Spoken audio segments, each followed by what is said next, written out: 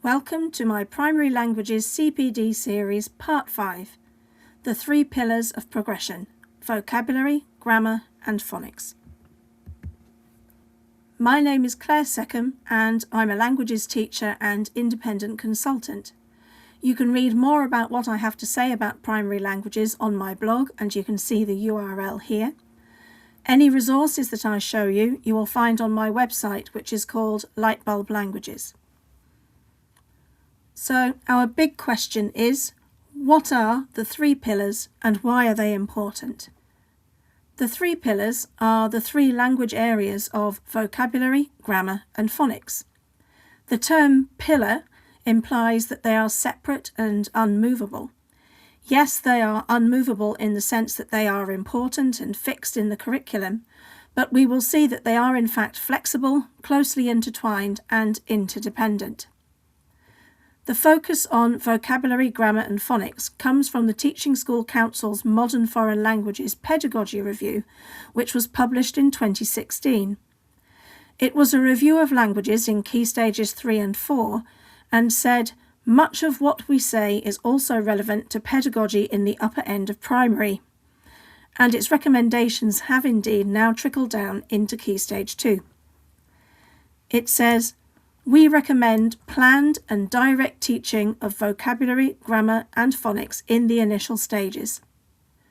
2 years later, in 2018, NCELP, the National Consortium for Excellence for Language Pedagogy, was set up. Funded by the DFE and based at the University of York, its aim was to put into practice the recommendations of the Pedagogy Review. Vocabulary, grammar and phonics became a focus of intensive resource and development work. Following this work, Ofsted began to term vocabulary, grammar and phonics the 3 pillars in 2020, and the so-called pillars of progression in the curriculum, phonics, vocabulary and grammar, were a focal point of their curriculum research review for languages, which was published in 2021. It summarised the 3 pillars thus. A language curriculum needs to be planned carefully for pupils' progress by considering the building blocks of the subject. In languages, this is the sounds, words, and rules about how these connect to create sentences and meanings, and the sequence of these blocks. The sounds are the phonics, the words are the vocabulary, and the rules about how these connect to create sentences and meanings are the grammar.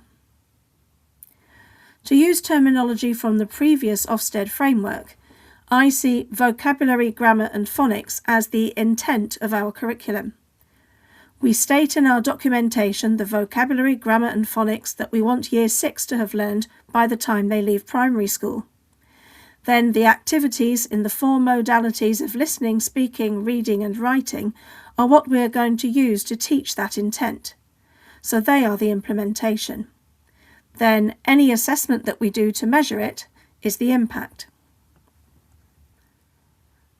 Another big question is, what does the Key Stage 2 programme of study say about the 3 pillars? The programme of study for Key Stage 2 foreign languages dates from September 2013, some 3 years before the Teaching School Council Pedagogy Review. Despite this, vocabulary, grammar and phonics are a focus of the Key Stage 2 curriculum. In the subject content section of the programme of study, it says that teaching should enable pupils to understand and communicate ideas, facts and feelings in speech and writing focused on familiar and routine matters using their knowledge of phonology, grammatical structures and vocabulary. Let's have a look in more detail at the requirements of the programme of study for vocabulary, grammar and phonics. So what do we mean by vocabulary? In the early days of primary languages, the subject was often criticised for children just learning lots of lists of nouns, but nothing else that they could use to build sentences with. Fortunately, we have moved away from that now, but still when we think of vocabulary, we tend to think of nouns or, at the very least, single words. In fact, the vocabulary that we include in our schemes of work and that we teach should include single words, but also lexical chunks. These chunks are groups of words which are commonly found together, which have a clear and formulaic usage, and which convey a particular meaning in the same way that single words do. Examples of lexical chunks from the early stages of learning might include greetings such as buenos dias and questions like comment t'appelles-tu? It's worth noting that without grammar, very little can be meaningly conveyed even with a lot of words. But without vocabulary, nothing can be conveyed. Learning some vocabulary is an important step towards language output. We've already seen that children should be taught to understand and communicate familiar and routine matters using the vocabulary that they've been taught. This gives us some idea as to the vocabulary that we should teach, and which has always been commonly taught in primary languages. Themes such as self, family, pets, things in the house, and clothes are part of this familiar and routine language. Children are also required to speak in sentences using this familiar vocabulary. This indicates that the vocabulary mustn't just be lists of nouns and adjectives, but must also contain verb forms and other parts of speech such as conjunctions, which are needed for full and coherent sentences. The third statement says that pupils are expected to broaden their vocabulary, including using a dictionary. In Part 4 of this series, I examined the time allocation for languages in Key Stage 2 and found that many schools say that timetabling an hour a week for language learning is a challenge. This statement tells us that we should teach a small pot of nouns or adjectives that we can then use to exemplify our phrases and sentences. If children want to then adapt these phrases and sentences to say something new and often more personal, they can use a bilingual dictionary or glossary to help them to do that. This will give the children more ownership of their language and save teaching time in the classroom. In 2025, the government's Curriculum and Assessment Review was published. It had 3 recommendations for languages, the first being the creation of a clearly defined minimum core content for Key Stage 2, so that we can be clear about the expectations of substantial progress in one language. It also says in the review that a minimum core content would provide greater clarity and consistency, especially for non-specialist teachers. Covering commonly occurring phonics, vocabulary, and grammar, this should align closely with the content and teaching approaches at secondary, and thus build more securely the foundations of knowledge for success at Key Stage 4 and beyond more securely. The DFE has accepted this recommendation, so we will be getting a revised programme of study and a minimum core content in 2027 for first teaching in 2028. The current GCSE syllabus requires students to know the 2,000 most frequent words in the language.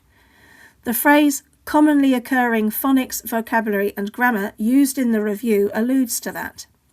We hope that the vocabulary that is of great interest to primary age children, but not necessarily the highest frequency language, will not be lost. Now let's look at what the programme of study says about grammar. Grammar is, of course, the structure and the rules of the language, its nuts and bolts, the glue that sticks it all together. Children will need knowledge of the basic grammar of the language in order to build their vocabulary into phrases and sentences. We have already seen the first statement from the subject content about pupils being taught to understand and communicate using their knowledge of vocabulary, grammar and phonics. One of the aims of the programme of study is for children to be able to write at varying length using the variety of grammatical structures that they have learned. So, over the 4 years of Key Stage 2, children must show evidence of being able to write single words, phrases, sentences and short paragraphs using their knowledge of grammar to make the writing coherent and well structured. The final part of the programme of study gives more details of the kind of grammar that should be taught in Key Stage 2 and is, for me, the clearest indicator of what substantial progress is. It says, basic grammar appropriate to the language being studied, and then goes on to specify some areas of grammar which we need to include. It starts with masculine, feminine and neuter forms, so the notion of grammatical gender, which implies nouns and therefore by implication indefinite articles, definite articles and adjectives, all of which can potentially be affected by grammatical gender.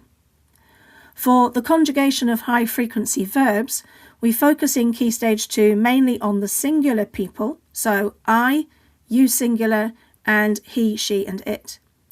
High-frequency irregular verbs include to be, to have, to go, to do or make, to want, and to be able.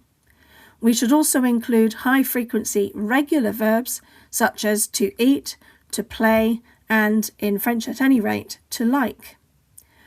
We can, of course, say more with the higher frequency verbs. The key features and patterns of the language refers to things like written accents and other orthographical marks, such as the upside-down question mark in Spanish, word order, adjectival agreement, verb conjugations, rules for pluralization, rules for the use of capital letters, and the use of apostrophes.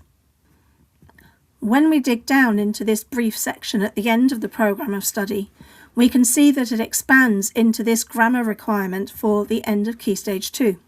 So by the end of Year 6, children should have acquired a basic understanding of and will be able to use the following grammatical concepts: nouns, how to spot grammatical gender, apply correct determiners and form the plural; adjectives, how to agree them with the noun and put them in the correct position in the sentence; determiners, including numbers, how to choose the correct one depending on the gender and number of the noun; high-frequency language such as greetings, colours, days of the week and months; conjugation of high-frequency verbs, regular and irregular; opinions, and conjunctions and intensifiers.